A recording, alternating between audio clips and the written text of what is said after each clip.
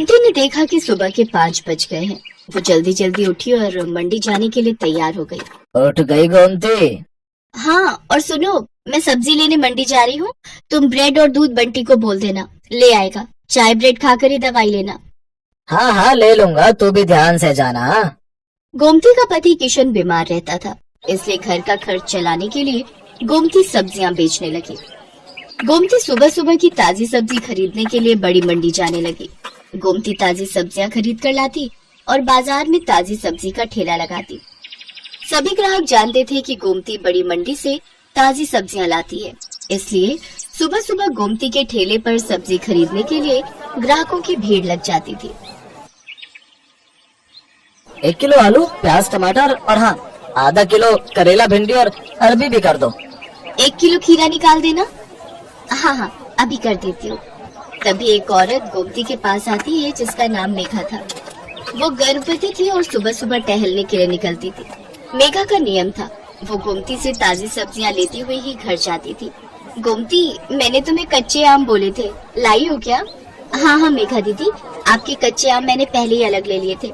ये देखो ताजे ताजे कच्चे आम। अरे वाह, इन कच्चे आमों को देखकर तो मेरे मुंह में पानी आ रहा है। वैसे कुछ भी कहो, सुबह सुबह की ताजी सब्जी की सुगंध ही अलग होती है, जो पूरे बाजार में सिर्फ तुम्हारे ठेले पर ही मिलती है। मुझे लगता है तुम बहुत मेहनत से सुबह सुबह बड़ी मंडी से ताजी सब्जियां लाती हो। कितने बजे उठ जाती हो गोमती?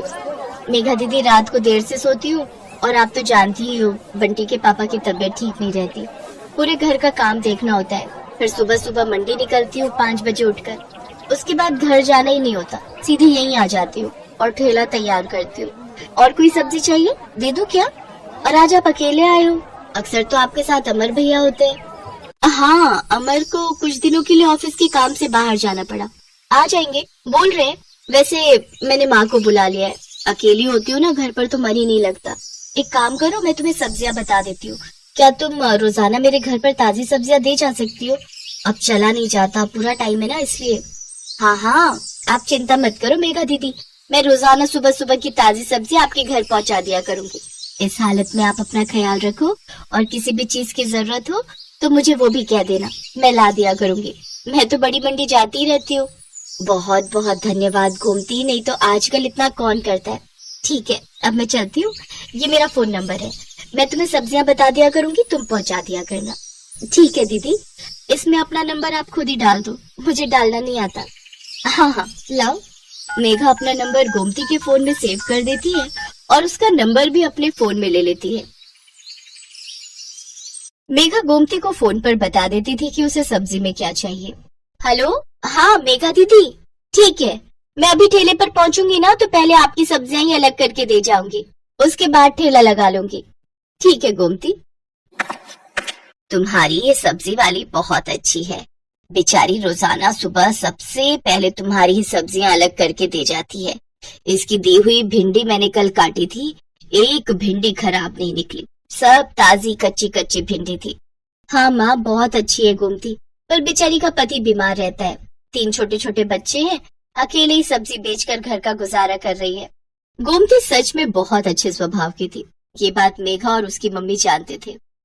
एक दिन बहुत तेज बारिश हो रही थी, सड़कें पानी से भर गई थी, निकलने का भी कोई रास्ता नहीं था। गोमती सब्जियां तो ले आई थी पर ठेले पर नहीं लगा रही थी। आज तो बारिश ने परेशान कर दिया, सोच रही हूँ ठेला रुक कर लगाऊं, सड़कों पर पानी भरा हुआ है, कोई सब्जी लेने नहीं आएगा, थोड़ी देर बाद ही लगाऊंगी। अभी सारी सब्जी की बोरियां यही साइड में रख देती हूँ। एक काम करती हूँ, मेघा दीदी ने कल कच्चे आम बोले थे और बाकी सब्जियां भी तब तक उन्हें दे आती हूँ। आज उनका फोन भी नहीं आया, उन्हें लगा होगा कि मैंने बारिश के चलते सब्जी नहीं लगाई होगी। बारिश का पानी भी थोड़ा उतर जाएगा, बोरियां यही ठेले पर बांध जाती हूँ। गोमती ने सब्जी की बोरियां ठेले पर बांध दी और ठेले को जंजीर से बांधकर वो सब्जियां देने के लिए मेघा के घर चली जाती है। पर वो देखती है कि मेघा की तबीयत बहुत खराब है और जिस डॉक्टर से उसका इलाज चल रहा है वो उसका फोन नहीं उठा रही है। अस्पताल में भी कोई फोन नहीं उठा रहा, जिस वजह से मेघा और उसकी मम्मी बहुत परेशान हो रहे थे। मम्मी, कोई भी फोन नहीं उठा रहा, मेरा दर्द बढ़ता जा रहा है, मुझे लग रहा है मेरा लेबर पेन स्टार्ट हो गया है। मुझे भी यही लग रहा है कि तुम्हारे बच्चे का दर्द शुरू हो गया है। एक तो बारिश में कोई कैब भी बुक नहीं हो रही, आंटी जी आप चिंता मत करो, यहाँ थोड़ी दूरी पर ही मेरी जान पहचान वाले एक ऑटो वाले भैया रहते हैं, मैं अभी उन्हें लेकर आती हूँ।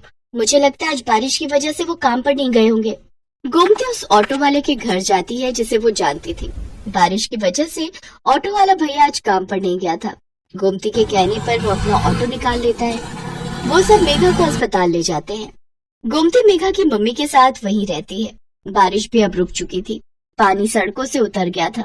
मेघा के हस्बैंड को जब ये बात पता चलती है तो वो सीधा हॉस्पिटल ही आ जाता है। मेघा एक बेटी को जन्म देती है। थैंक यू गोमती, अगर आज तुम ना होती तो ना जाने कितनी परेशानी हो जाती। अमर तुम्हें पता है गोमती ही ऑटो वाले भैया को लेकर आई थी। थैंक यू गोमती, तुमने आज हमारी बहुत मदद की है। इसमें थैंक यू की कोई बात नहीं है भैया, ये तो मेरा सौभाग्य है कि मैं मेघा दीदी की मदद कर सकी। और मैं बहुत खुश हूँ कि मेघा दीदी ने इतनी प्यारी सी गुड़िया को जन्म दिया है। अब तो मैं मिठाई खाऊंगी। गोमती को ध्यान ही नहीं रहा, वो अपना ठेला और सब्जियां सुबह से छोड़कर आई हुई थी। सब सब्जी वाले बारिश की वजह से वहां से जा चुके थे। गोमती देखती है उसका ठेला और सब्जियां कोई चोरी करके ले गया। गोमती बहुत रोती है। ये बात जब मेघा और अमर को पता चलती है तो वो गोमती की मदद करते हैं। गोमती, हमारी अपनी दुकान कब से खाली पड़ी थी, अब तुम हमारी दुकान को अपनी सब्जी की दुकान बना लो। अब से तुम दुकान पर बैठकर सब्जी बेचा करो और टेंशन मत लो, हम तुमसे दुकान का कोई किराया नहीं लेंगे। तुम आराम से अपनी सब्जी की दुकान चलाओ। गोमती की आंखों में खुशी के आंसू आ जाते हैं। कुछ समय बाद गोमती का पति किशन भी ठीक हो जाता है। अब वो दोनों मिलकर मेहनत से सब्जी की दुकान चलाने लगे। दुकान बनने की वजह से गोमती के पास और भी ग्राहक बढ़ गए। सब जानते थे कि अगर सुबह सुबह की ताजी सब्जी कहीं मिल सकती है तो सिर्फ गोमती सब्जी वाली की दुकान पर।